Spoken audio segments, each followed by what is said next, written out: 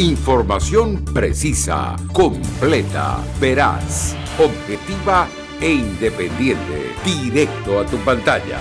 Voz de América en RCR 750.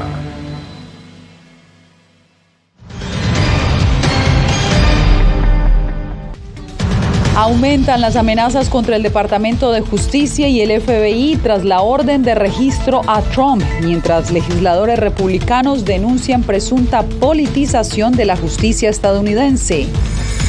Nueva escalada de tensión en la relación entre China y Estados Unidos. En segundos les contamos por qué.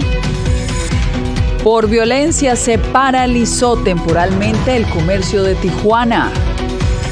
Y lo que implica para la democracia nicaragüense el cierre de una de sus estaciones más antiguas, Radio Darío.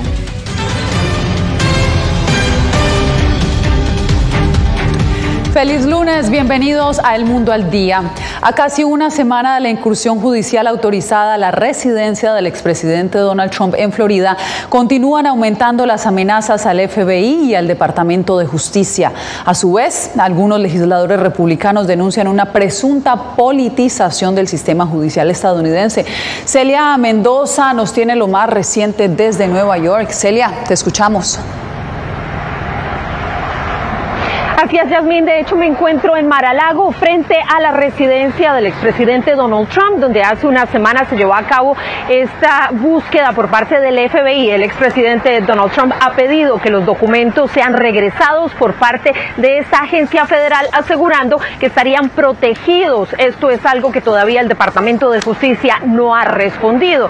Sin embargo, esto es lo que se sabe hasta el momento.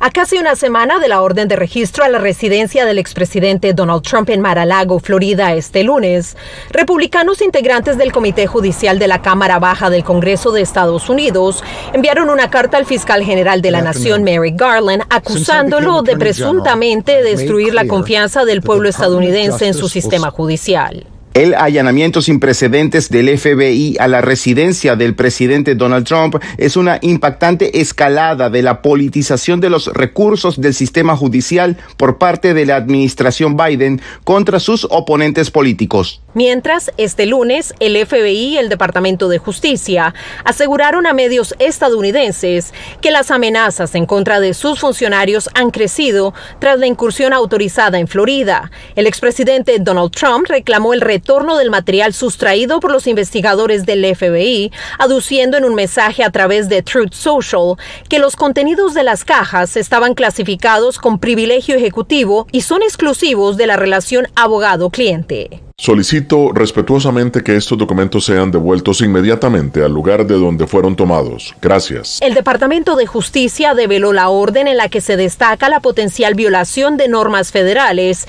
entre ellas la ley de espionaje. Desde Washington, representantes demócratas instaron al pueblo a esperar por los resultados de la investigación y evitar la propagación de una retórica apresurada. Este es un momento para que la gente espere a que los hechos salgan a la luz, porque cuando hablamos de información clasificada, estamos hablando de información que, si cae en las manos equivocadas, podría conducir a la muerte de nuestras tropas, nuestros oficiales de inteligencia. En las cercanías de la propiedad allanada por el FBI en Palm Beach, seguidores de Donald Trump se movilizaron para manifestar rechazo a la operación policial y expresar apoyo ante su decisión de postularse como aspirante a la reelección presidencial en 2024. Los demócratas en el Congreso también han pedido que se haga una reunión para revisar cuál podría ser el riesgo de seguridad nacional debido a estos documentos. Y también se ha refutado la versión del expresidente Donald Trump de que nadie de su equipo legal estaba presente cuando estuvieron en su residencia después de que se publicara el documento dejado por el FBI, que fue firmado a las 6:19 de la tarde por una de sus abogadas. Yasmín. Era Celia Mendoza informando desde Mar-a-Lago, Florida. Gracias, Celia. Y en otras noticias, China anunció la reanudación de sus ejercicios militares alrededor de Taiwán tras una nueva visita de legisladores estadounidenses que se reunieron este lunes con el líder de la isla autónoma. Jorge Agobián, el anuncio de Beijing está aumentando las tensiones con Washington. ¿Qué conocemos al respecto?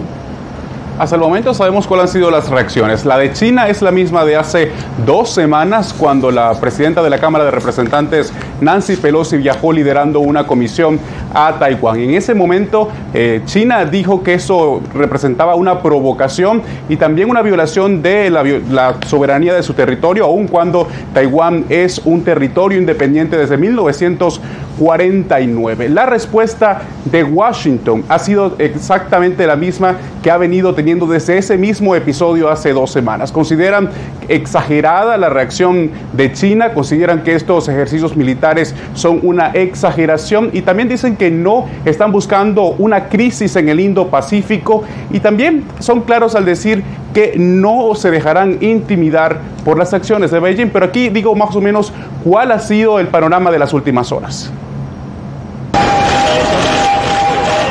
12 días después de la desafiante visita de la presidenta de la Cámara de Representantes de Estados Unidos, una nueva comitiva de legisladores llegó el domingo a Taiwán. Reunidos con líderes de la isla autónoma, el senador Ed Markey abogó por mantener la paz y la estabilidad ante un momento de incertidumbre. Tenemos la obligación moral de hacer todo lo posible para evitar un conflicto innecesario, y Taiwán ha demostrado una moderación y discreción increíbles durante tiempos difíciles. La primera acción de China fue la reactivación de sus ejercicios militares y a la par un mensaje retador. China tomará medidas resueltas y efectivas para salvaguardar su soberanía nacional e integridad territorial. Más cerca del poder en Washington, el embajador de China ante la ONU envió otro mensaje. Deberían haber aprendido una lección de la visita de la presidenta de la Cámara de Representantes, Pelosi, y deberían entender que deben dejar de ir en la dirección equivocada. Todo el mundo está viendo claro quién está provocando, quién está cambiando el statu quo. La Casa Blanca ha dicho que China reaccionó de manera exagerada por la visita de Pelosi y ha insistido que la política de reconocimiento diplomático a Beijing no ha cambiado. Desde el Departamento de Estado remarcaron ese mensaje este lunes. Cualquier respuesta a una visita pacífica de miembros del Congreso, cualquier respuesta que implique retórica belicista o maniobras militares o acciones provocativas es totalmente innecesaria y una reacción absolutamente exagerada. La visita de esta delegación del Congreso estadounidense es la tercera al menos durante este año a Taiwán. Te agradezco, Jorge. Y una ola de ataques contra la población civil y el transporte público tiene atemorizados a los residentes de varias ciudades mexicanas. Los casos más recientes ocurrieron en Tijuana y a pesar de que no dejó víctimas, la ciudad prácticamente se paralizó. Vicente Calderón nos trae los pormenores. Lentamente se normalizan las actividades de la turística Tijuana, después de una ola de violencia que afecta a varias ciudades mexicanas. El gobierno federal envió más tropas a la frontera para restablecer la tranquilidad en el norteño estado de Baja California, tras la quema de varias unidades de transporte público y vehículos privados. Se vieron afectados miles de ciudadanos, muchos de ellos bajados violentamente del transporte público. El fin de semana ocurrió la quema de más de 24 autos en 5 de las 7 ciudades del estado. Hechos similares ocurrieron previamente en Guadalajara, Guanajuato y Ciudad Juárez. La alcaldesa de Tijuana, donde 15 autobuses de transporte público fueron incinerados, atribuyó los crímenes a la delincuencia organizada. Decimos al crimen organizado, a quien está cometiendo estos delitos, que Tijuana se va a permanecer en activo, cuidando a los ciudadanos, y también les pedimos que cobren las facturas a quienes no les pagaron. Aunque solo un conductor resultó lesionado tras los hechos violentos, la ciudad parecía paralizada. Muchos negocios cerraron por precaución. Esto fue terrorismo. Lo que normalmente sería una veraniega noche de fiesta para turistas y locales, se transformó en calles desiertas, con bares y restaurantes cerrados. Afecta más que nada laboralmente, todo uno que trabaja en restaurantes que gana diario. La poca gente que se veía eran trabajadores que no conseguían transporte para ir a casa. Las autoridades capturaron a 12 personas y las trasladaron a la Ciudad de México vía aérea, algunos presuntamente vinculados al cártel Jalisco Nueva Generación. Pero la noche del domingo hubo nuevos ataques en Mexicali, capital de Baja California, con media docena de vehículos quemados. Vicente Calderón, Voz de América, Tijuana, México. En Ecuador, al menos 5 personas han sido detenidas en las últimas horas tras el atentado con explosivos en Guayaquil. A esta hora saludamos a Néstor Aguilera, quien nos tiene detalles de este nuevo hecho de violencia. Néstor, ¿cuál es el balance hasta el momento? Yasmín, el ministro del Interior, Patricio Carrillo, confirmó esta mañana que se mantiene el número de fallecidos tras este nuevo ataque de organizaciones criminales. Hay 17 personas heridas, 2 de ellas en estado crítico.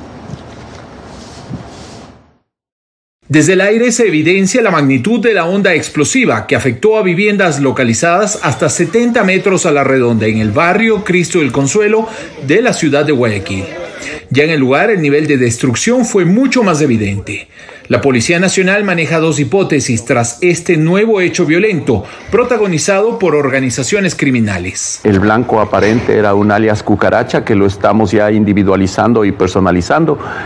Alias Cucaracha aparentemente tenía en zozobra el lugar, y el otro es uno relacionado con un decomiso de drogas que sucedió el 12 de agosto. Tras el atentado, el presidente Guillermo Lasso expresó las condolencias a los familiares de las víctimas y decretó nuevamente el estado de excepción durante 30 días para Guayaquil y otras zonas aledañas. Para eso se ha constituido una fuerza de tarea entre las Fuerzas Armadas y la Policía Nacional para restablecer el orden en el sector, con efectos investigativos adicionalmente. Para el asambleísta y presidente de la Comisión de Fiscalización, Fernando Villavicencio, el hecho constituye una expresión más de la guerra que libran carteles del narcotráfico, aliadas con estructuras políticas en contra del Estado ecuatoriano. Las organizaciones criminales han tomado parte de la justicia, han tomado parte del Estado, incluso están vinculados a la policía y a las Fuerzas Armadas. Según cifras del gobierno, en lo que va de este 2022 se han producido 72 atentados con artefactos explosivos en Guayaquil y sus zonas aledañas. Estos representan la mitad de los ocurridos en todo el país. Y solamente para poner en contexto las cifras, en Guayaquil los homicidios intencionales han pasado de 194 en el año 2017 a 861 en lo que va de este 2022, lo que nos hace ver que hasta finales de este año podremos aseverar que se han quintuplicado las cifras en tan solo 5 años. Yasmín. Gracias, Néstor. Y ahora nos vamos a Centroamérica porque el gobierno de Daniel Ortega ordenó el cierre de Radio Darío, una de las emisoras más antiguas de Nicaragua. Su director, Aníbal Toruño, asegura que se trata de una medida política por el carácter crítico e independiente de la estación. Donaldo Hernández nos tiene el informe. La señal de la emisora más famosa y de mayor prestigio del occidente de Nicaragua se apagó. 73 años de historia de Radio Darío llegaron a su fin, luego que el gobierno de Daniel Ortega decidió cancelar su licencia de transmisión. El impacto del cierre de Radio Darío es arrancarle parte de la tradición de lo que es nuestro querido León. Aníbal Toruño, director de Radio Darío, explicó a La Voz de América que decenas de colaboradores de la emisora se verán afectados, pero quienes más resentirán el impacto serán los pobladores del occidente nicaragüense. Nos va a limitar a poder generar ingresos. A través de un comunicado, el Instituto de Telecomunicaciones Telcor expresó que la cancelación de la licencia se debió a que los propietarios cambiaron la ubicación de sus estudios y de su transmisor. Radio Darío ha modificado y alterado sustancialmente las instalaciones autorizadas y las condiciones en que debe operar el servicio de radiodifusión sonora FM, lo cual constituye una causal de cancelación de la licencia. Sin embargo, Aníbal Toruño afirma que el cambio de dirección se dio porque la emisora fue incendiada el 20 de abril del año 2018 durante los días más violentos del conflicto sociopolítico. Daniel Ortega y Rosario Murillo son los responsables intelectuales de haber ordenado el ataque a Radio Darío. Con Radio Darío ya suman 12 las emisoras cerradas por el Estado en las últimas 2 semanas. Donaldo Hernández, Voz de América. Entre tanto, los miembros de la Iglesia Católica también están siendo perseguidos en ese país. Este domingo se conoció que un sacerdote fue detenido después de celebrar una misa. La diócesis de Ciuna, a unos 300 kilómetros al noreste de Managua, informó a través de un comunicado que el sacerdote Óscar Benavides había sido detenido. El Centro Nicaragüense de Derechos Humanos dijo, citando fuentes anónimas, que el sacerdote había sido sacado de su vehículo y llevado en una patrulla con destino desconocido. El gobierno de Daniel Ortega ya ha cerrado otras estaciones de radio católicas y ha prohibido las procesiones religiosas.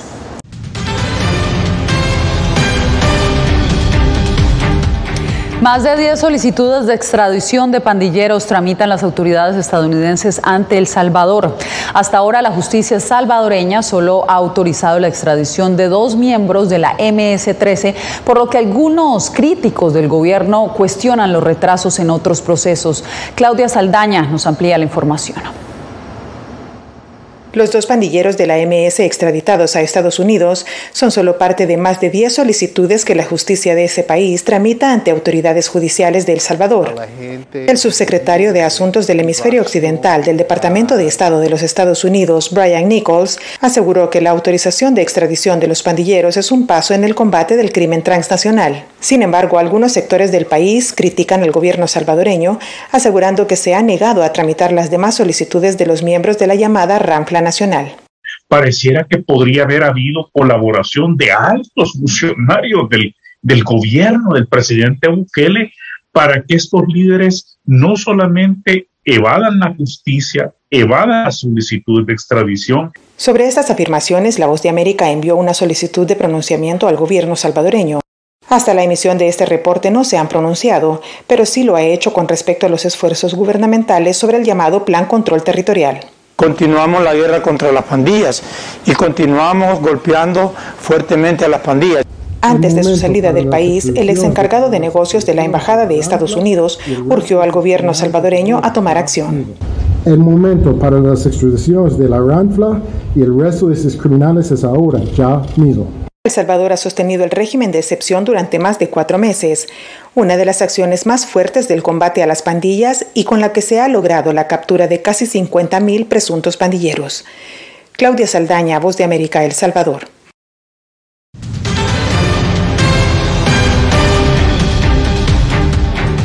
Cada vez más la movilidad humana es asociada a los efectos del cambio climático, que según datos de la Organización Internacional para las Migraciones dejó más de 300,000 desplazados en Guatemala durante el 2020. Eugenia Sagastume nos trae el reporte. El cambio climático se convierte cada vez más en un factor influyente en la migración de personas. En el año 2020 se han desplazado aproximadamente 340,000 personas por desastres en Guatemala, colocando el país como el 4º país más afectado mundialmente. Así lo señala un informe de la Organización Internacional para las Migraciones tras el paso de las tormentas ETA e Iota. Hacen que la gente muchas veces tenga que dejar o prefiera dejar sus comunidades, ¿verdad? Y vemos fenómenos migratorios tanto dentro del país como hacia el extranjero. También tenemos desplazamientos que es más difícil de cuantificar, por ejemplo, que dependen de la sequía, ¿verdad? La gente que deja las comunidades porque los cultivos ya no rinden. Guatemala y Centroamérica en general, por su ubicación geográfica, son altamente vulnerables a la llegada de huracanes. Hay destrucción de cultivos, hay destrucción de las mismas viviendas, se genera una incidencia de plagas o de enfermedades. Las personas tienden a buscar refugio, por así decirlo, en lugares donde las condiciones sean más favorables. Por lo cual se proyecta mayor movilidad humana en los años próximos. En 2050 habrá un aumento de la migración, en particular interna, debido a los impactos del cambio climático. Podría llegar en los cálculos más pesimistas hacia 1 millón de personas que podrían ir hacia, en particular, las ciudades del país. Eugenia Sagastume, Voz de América, Guatemala.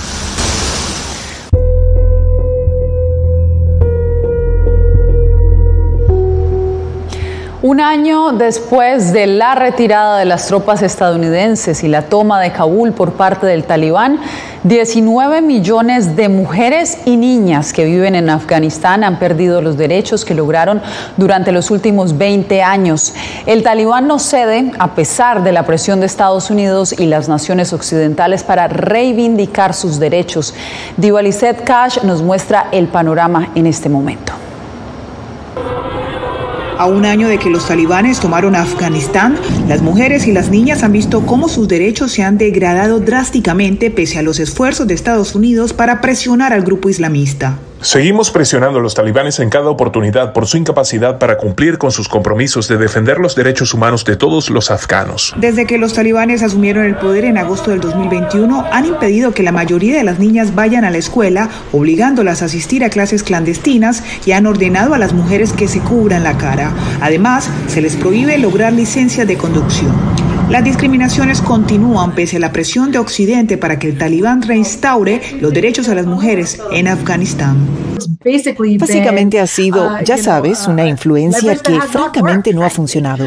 Y es un momento esencial para que lo reconozcamos. De acuerdo al estudio revelado este lunes por el Fondo de las Naciones Unidas para la Infancia, UNICEF, privar a las niñas de la educación secundaria generó en el último año pérdidas de al menos $500 millones estadounidenses para la economía afgana, el 2.5% de su Producto Interno Bruto, PIB, anual. Afganistán sigue siendo una de las crisis infantiles más complejas y multidimensionales del mundo. Pese a los esfuerzos de países árabes, incluido Arabia Saudita, por ahora la demanda de 19 millones de niñas y mujeres de Afganistán sigue siendo ignorada por el Talibán.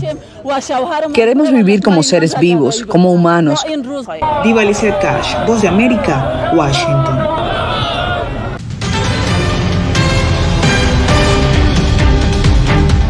Actualizamos la información en El Mundo al Día. Más de 150 expositores participaron en la Feria Internacional del Libro en la ciudad de La Paz, en Bolivia. Un evento que este año, además de mostrar lo mejor de la literatura y la cultura de ese país, tuvo a las mujeres, los jóvenes y los indígenas como protagonistas. Fabiola Chanvi nos trae el reporte. Si no eres boliviano, no levantas la mano. Más de 70,000 personas asistieron a la Feria del Libro en la ciudad de La Paz, un evento que cada año muestra lo mejor de la cultura de Bolivia, con la presencia también de invitados internacionales.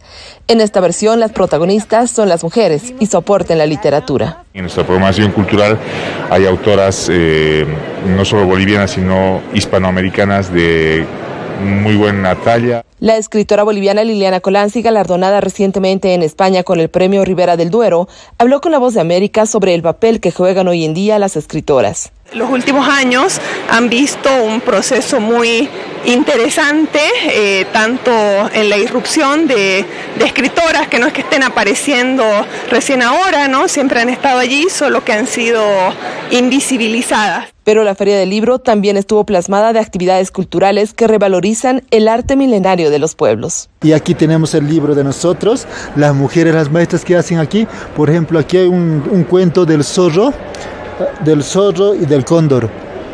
Entonces, una leyenda que han trabajado desde años pasados. Desde allá hemos venido para reactivar la economía de los pueblos indígenas originarios. Luego de 2 años que se paralizó esta actividad a causa de la pandemia, organizadores concluyeron que fue un éxito y anunciaron para la próxima versión que Reino Unido será el invitado especial. Fabiola Chambi, Voz de América, La Paz, Bolivia. Y terminamos esta emisión con la Feria de las Flores en Medellín, Colombia, que culmina con el tradicional desfile de silleteros en su edición número 65. 520 floristas se prepararon durante meses para este día, el más importante de la Feria de las Flores, en el que exponen sus coloridos arreglos florales a lo largo de 3 principales vías de la ciudad, y en donde miles de personas admiran esta expresión cultural que se ha convertido en un ícono de la capital antioqueña. Los dejamos con las imágenes y nosotros nos vemos nuevamente mañana. Les informó Yasmín López. Gracias por informarse en El Mundo al Día.